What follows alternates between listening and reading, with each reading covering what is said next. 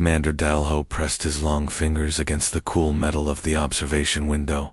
His pale blue skin looked almost white in the strange light coming from the distant planet below. Earth spun slowly in the darkness of space, showing patches of blue water and green land that seemed to glow. "This looks perfect," Dalho whispered to himself. After months of traveling through empty space, they had finally found what the real Carrion Empire needed, a new world to call home. Behind him, Science Officer Hajin worked at her station. Her 6 tentacles moved like dancers across the glowing controls, pulling information from the ship's powerful scanners. She had been studying planets for 20 years, but Earth made her excited in a way she had not felt in a long time. Commander Hajin called out, her voice filled with happiness. "You need to see these numbers." Dalho turned away from the window and walked over to her station. The Whisper Star was not a big ship, but it was filled with the best scanning equipment the Rilkarian military had. Every surface glowed with soft blue light, and the air hummed with the sound of working machines. "Tell me what you found," Dalu said, leaning over her shoulder to look at the data screens. Hajin's tentacles danced faster as she brought up the detailed scans. "The air is perfect for us, mostly nitrogen and oxygen, just like our home world. The water is clean and covers most of the planet. The temperature is just right for our people to live comfortably." Dalho smiled, showing his sharp white teeth. "What about the natives?" "That is the best part," Hajin said, her tentacles now moving in slow, happy circles. "They are called humans, and they are very primitive. They have only just learned to leave their planet in small metal ships. No energy weapons, no force fields, no unified government. They fight each other more than they work together." Navigator Young Sik looked up from his position at the front of the ship. He was younger than the others, with bright green skin that marked him as being from the northern continents of Rilkar. "Should I move us closer, Commander?" "Yes, but keep us hidden," Dalho ordered. "I want to know everything about this planet before we make our move." Young Sik's hands moved across his controls, and the ship moved silently through space. The Rilkarian stealth systems were some of the best in the galaxy. No primitive species like humans would be able to detect them as they moved closer to Earth. More information flowed into their computers. Hajin watched the data with growing excitement.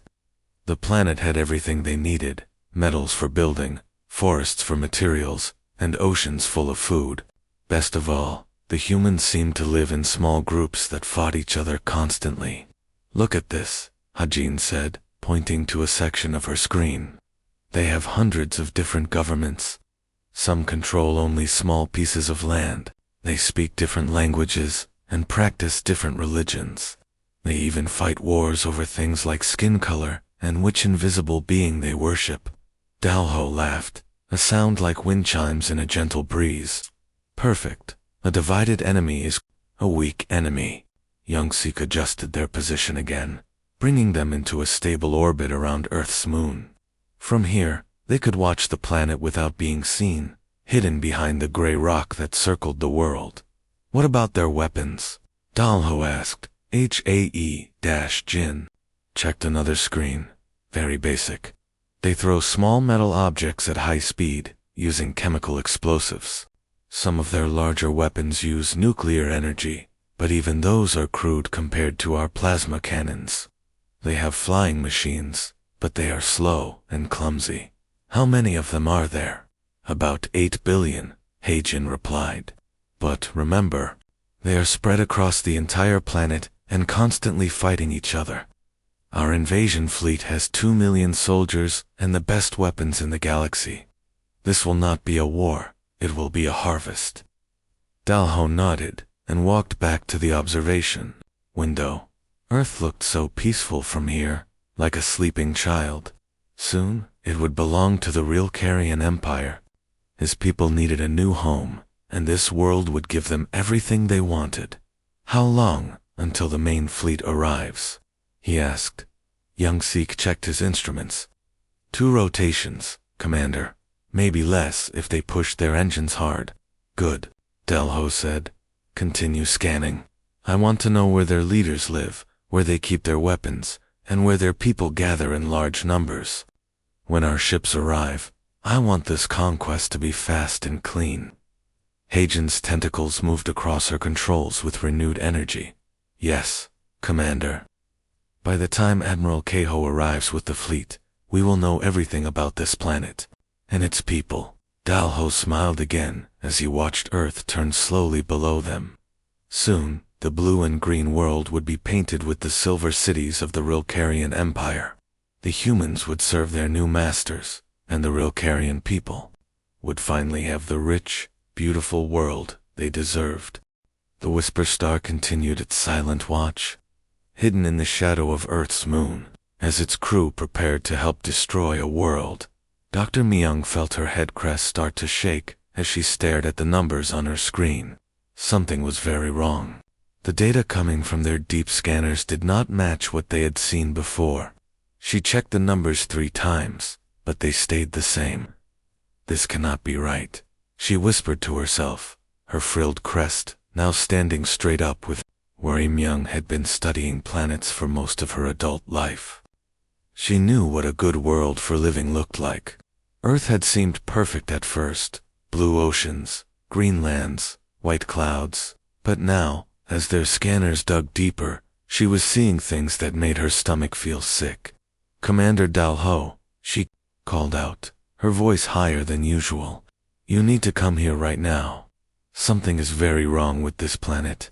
Dalho was across the small bridge, talking quietly with Navigator Youngsik about flight paths for the invasion fleet. When he heard the worry in Myung's voice, he stopped talking and walked quickly to her station. What is the problem? Dalho asked, leaning over her shoulder to look at the glowing screens. Myung pointed to a series of numbers that flashed red. The gravity readings are all wrong. When we first scanned this planet, our computers said the gravity would be similar to our home world, but these deeper scans show something different. The gravity on Earth's surface is almost twice as strong as we thought. Dalho's blue skin turned a paler shade.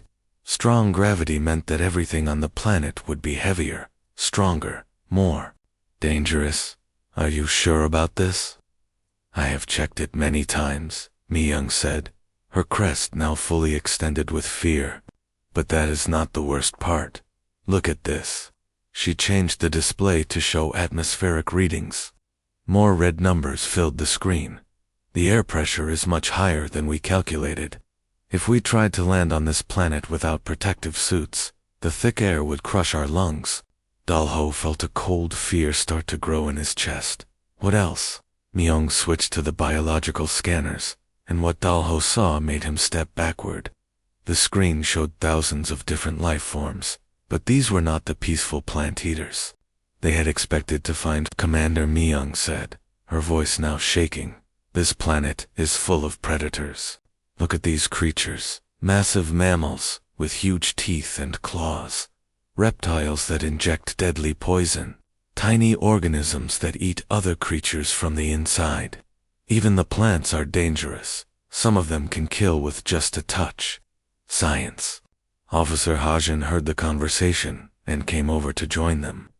Her 6 tentacles moved quickly across her own controls, running the same scans. After a few minutes, she looked up with wide, frightened eyes. Myung is right, Hajin said, quietly. This planet is what we call a death world. Everything here is designed to kill everything else.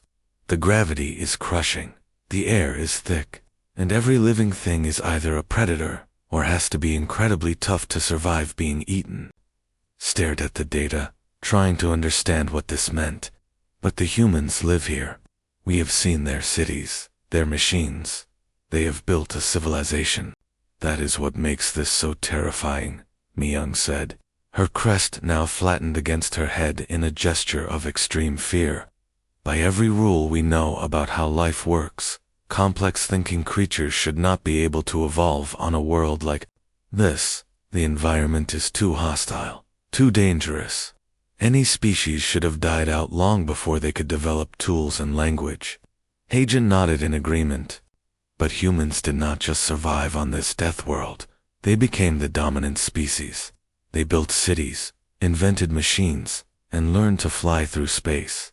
They did all of this while living on a planet that would kill most other species. In days, Dalho felt the cold fear in his chest grow larger.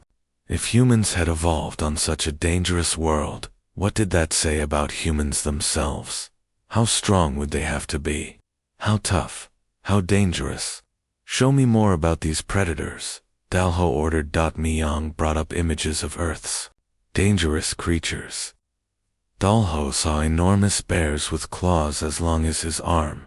He saw great cats with teeth like daggers. He saw reptiles longer than their ship, with jaws that could crush metal. He saw tiny insects that could kill with a single bite. How do humans survive among these creatures? Dalho asked. That is what we need to find out, Heijin said. But Commander, I think we need to be very careful. If humans can live on a world like this, they might be much more dangerous than we thought. Young Seek looked up from his navigation station. Should I contact the invasion fleet? Tell them to slow down. Dalho stared at the images of Earth's deadly creatures for a long moment. His people had been planning this invasion for months. The fleet was already on its way, carrying 2 million soldiers ready to conquer what they thought was a peaceful world full of weak, primitive humans. But now he was looking at proof that Earth was not peaceful at all. It was a world of death, and humans had not just survived there, they had conquered it. Not yet, Dalho said finally. We need more information. Send scouts to the surface. I want to see how humans actually interact with these predators before we make any decisions. Scout.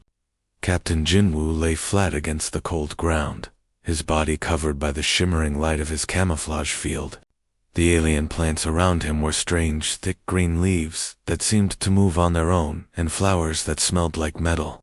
But he stayed perfectly still, watching the human settlement in the valley below. The settlement looked very simple to Jinwoo's trained eyes. The buildings were made of cut wood and stone, held together with some kind of mud mixture. He could see metal tools, but they were basic sharp edges, attached to wooden handles. Smoke rose from several chimneys, and he could hear the sounds of humans talking and working. Perfect, Jinwoo whispered to himself. This looked exactly like the primitive civilization they had expected to find. His mission was simple: get close enough to collect some biological samples and record human behavior. Then he would return to the ship with proof that humans were just another weak species, ready for conquest.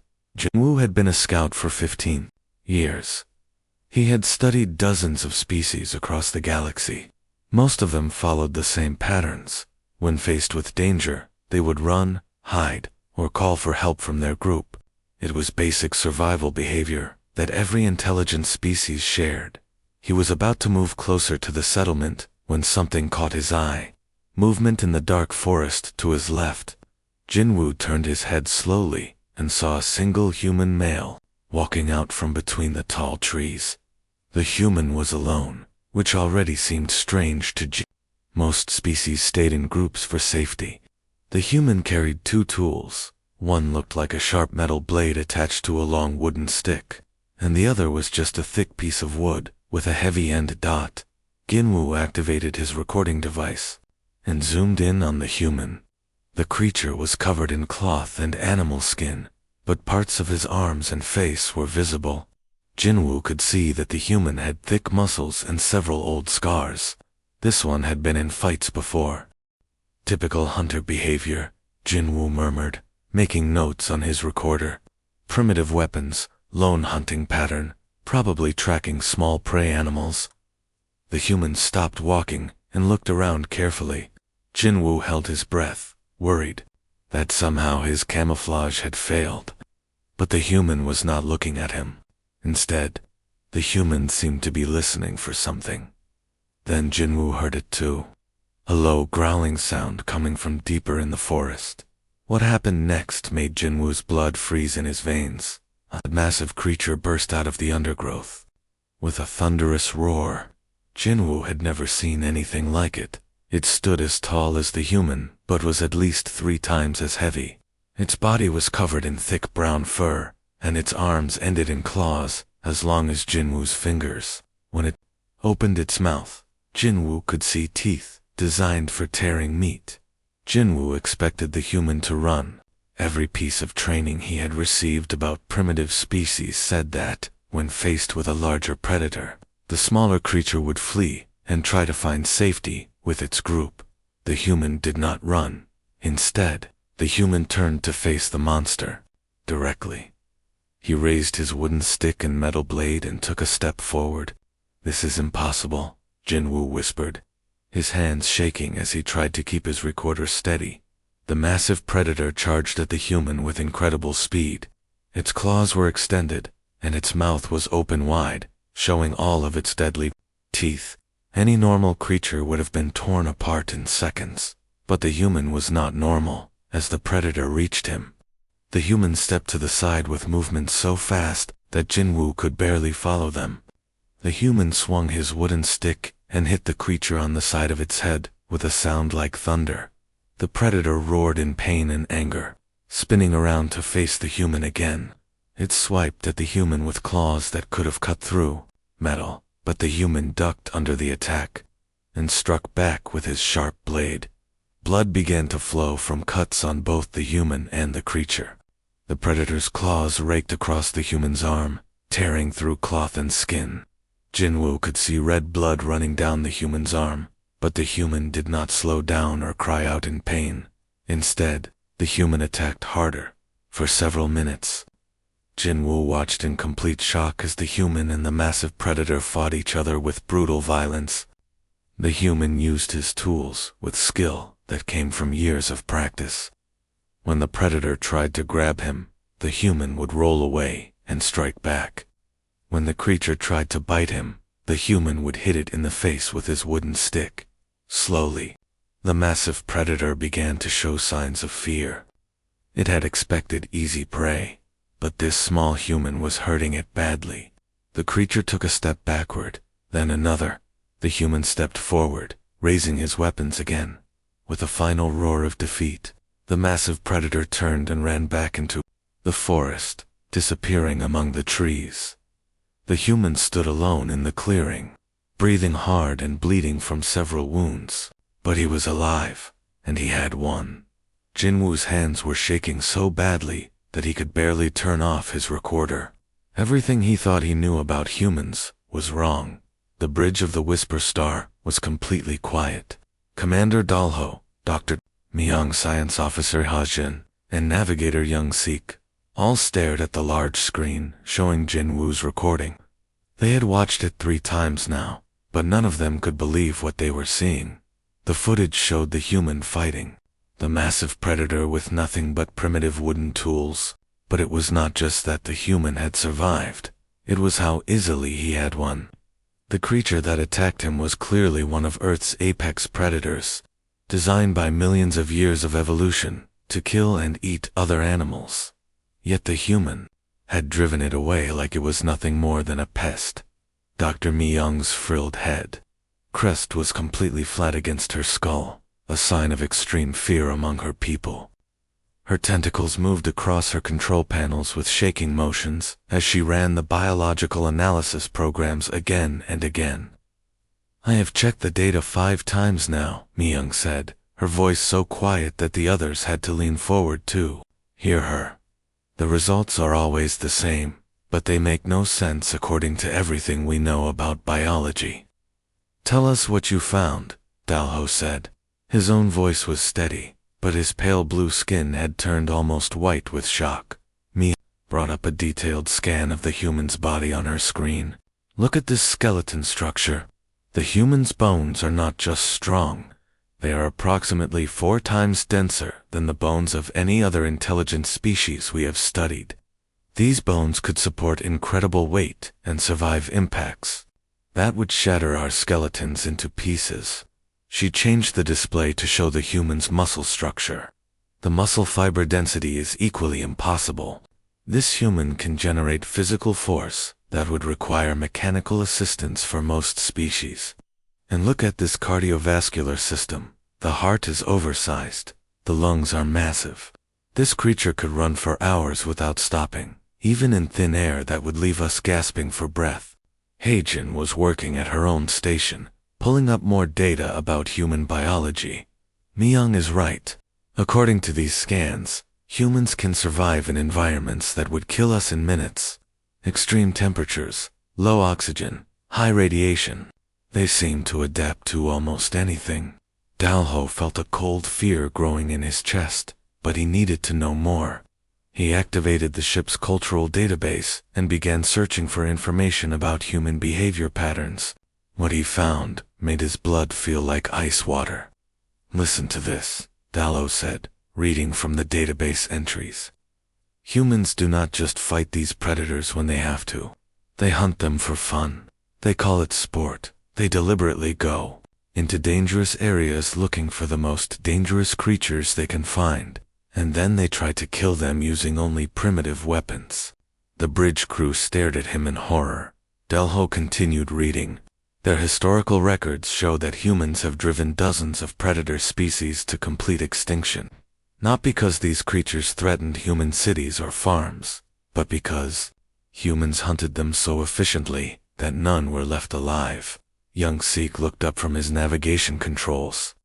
"Commander, that is impossible. Predators are always fewer in number than prey animals. It should be impossible for any species to hunt predators to extinction. Unless that species is a better predator than anything else on the planet," Hajin said quietly. Dalho kept reading, and each new piece of information was more terrifying than the last. "They have something called persistence hunting. Humans can run slower than most prey animals, but they can run for much longer. They chase animals for days without stopping until the prey dies from exhaustion. No other species in our database uses this hunting method because it requires impossible endurance." Myung was pulling up more biological data. "Commander, look at this information about human children. Their young engage in activities that we would consider combat training. They fight each other with their bare hands for entertainment. They climb vertical surfaces using only their fingers and toes. They throw themselves from high places and land on hard ground without injury." "That sounds like military training," Young Sik said. "No," Myung replied, her crest fluttering with fear. "This is what they call playing. Human children do these things for fun. And look at this, human adults regularly engage in activities that would put our soldiers in the medical bay. They lift weights that would crush our bones. They run distances that would stop our hearts. They swim in water so cold it would freeze our blood." Hajin brought up more cultural data. "Sir, humans have something called extreme sports. They deliberately put themselves in life-threatening situations for entertainment. They jump out of flying vehicles with only fabric to slow their fall. They climb mountains so high that there is not enough oxygen to breathe. They surf on waves that could crush buildings." Dalho sat down heavily in his command chair. Everything they had assumed about humans was wrong. Earth was not a peaceful world full of weak, primitive creatures. It was a death world ruled by the most dangerous predators in the galaxy. Commander Young Sik said quietly, "The invasion fleet will arrive in less than one rotation. What do we tell them?" Dalho stared at the screen showing Jin Woo's recording. The human in the footage was still standing in the clearing, bleeding from his wounds, but victorious over a creature that should have killed him easily. "We tell them the truth," Dalho said. "We are not invading a primitive world.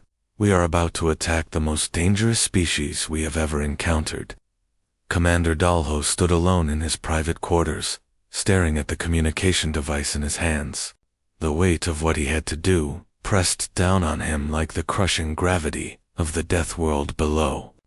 In all his years of military service, he had never sent a message like this one. He activated the long-range transmitter and waited for the connection to establish. The screen flickered to life, showing the stern face of Admiral Keiho, the leader of the real Carrion invasion fleet. Behind the Admiral, Dalho could see the bridge of the massive command ship, surrounded by tactical displays showing the positions of 2 million soldiers ready for conquest. "Commander Dalho," Admiral Keiho said his voice filled with excitement. Your timing is perfect. We have just entered the outer edge of the target system. Our forces are prepared for immediate planetary assault. Give me your final reconnaissance report. Dalho took a deep breath. Admiral, I am sending you emergency classification protocols. The invasion must be called off immediately. The Admiral's expression changed from excitement to confusion, then to anger. Explain yourself, Commander. We have invested months of preparation for this conquest, Sir Dalho said, his voice steady, despite the fear in his chest. Humans are not the primitive species we believed them to be. I am reclassifying them from level 3 to level 1, threat status. They are Deathworld predators, with physical capabilities that exceed anything in our databases. Admiral Kehoe leaned forward, his face filling the screen. That is impossible. Our initial scans showed a divided, primitive species with basic technology. The initial scans were wrong, sir. I am transmitting Scout Captain Jinwoo's field recordings and Dr. Myung's biological analysis. Admiral, these creatures evolved on a planet that actively tries to kill everything that lives on it. They did not just survive, they became the dominant predators of their world. Dalho sent the data packet and waited while Admiral Kehoe reviewed the information.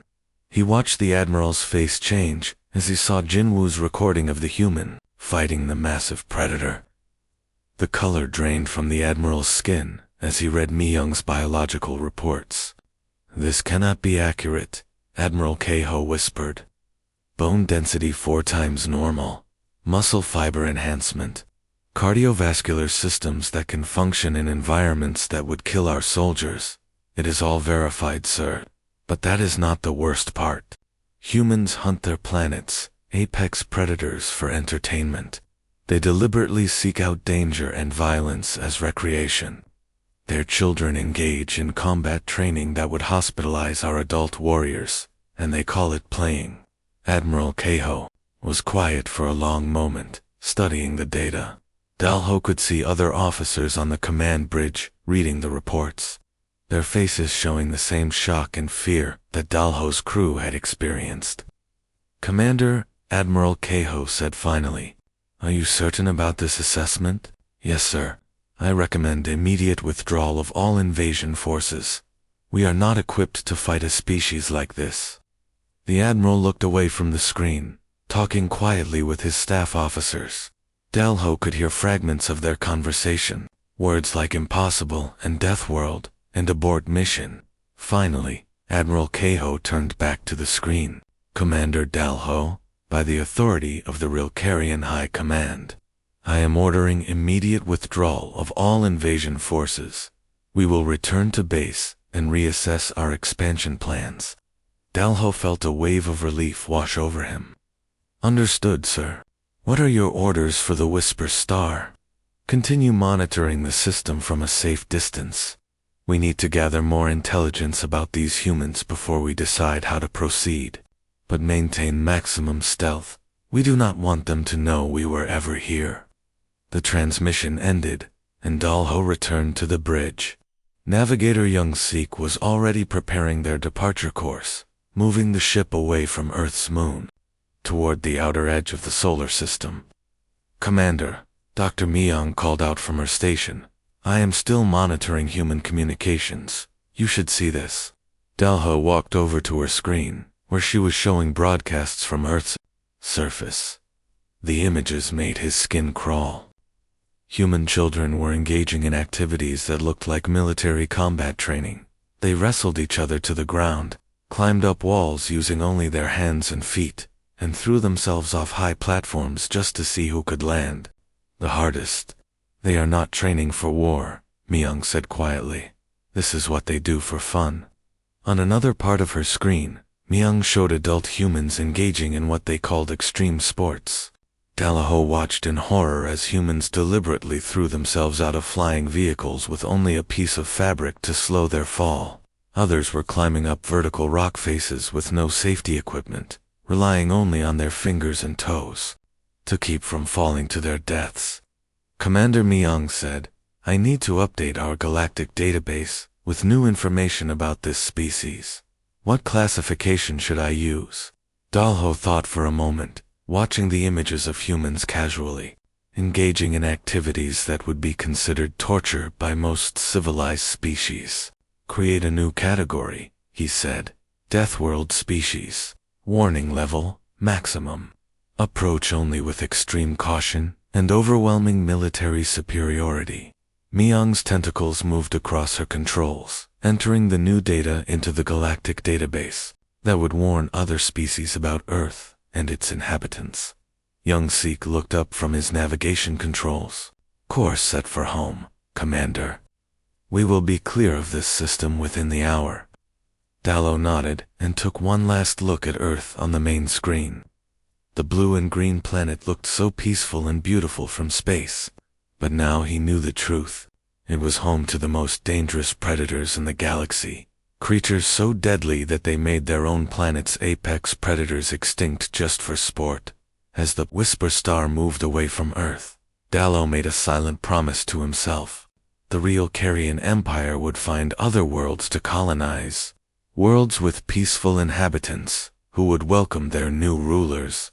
They would never return to the death world called Earth, where monsters disguised as intelligent beings turned violence into entertainment and made war look like a children's game. Behind them, Earth continued spinning in the darkness, unaware that it had just avoided an invasion simply by being exactly what it had always been, the most dangerous place in the known universe.